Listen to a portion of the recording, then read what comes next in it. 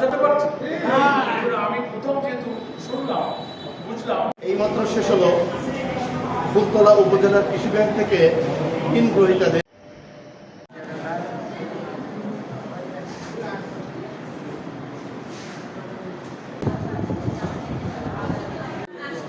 আমাদের মাঝে উপস্থিত হবেন আপনারা জেনারেল সেক্রেটারি। আজকে তার অকুলে আমরা তার কাছে আবেদন নিয়ে সারা বাংলাদেশের কৃষি এবং খিলাফিরা ফুলতলা উপজেলাবাসী আজকে তার কাছে উপস্থিত হয়েছে।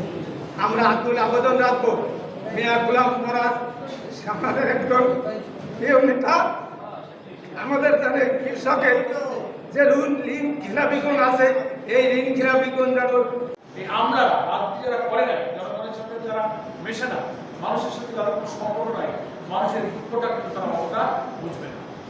সেই কারণে আমরা একটা বিশেষ সংস্থার মধ্য দিয়ে এখন যাচ্ছি।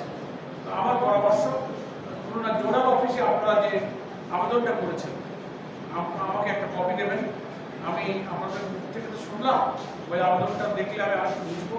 এখানে খুলনা জোনের প্রধানের সাথে আমি কথা বলবো, ওনার সঙ্গে আলাপ করে এর কী পথপন্থা আছে সে সম্পর্কে আমি নিজে বুঝে সে পদক্ষেপ নেওয়ার ব্যাপারে আমার যতটুকু শক্তি সামর্থ্য আছে, বুদ্ধি জ্ঞান আছে, আমি চেষ্টা করব।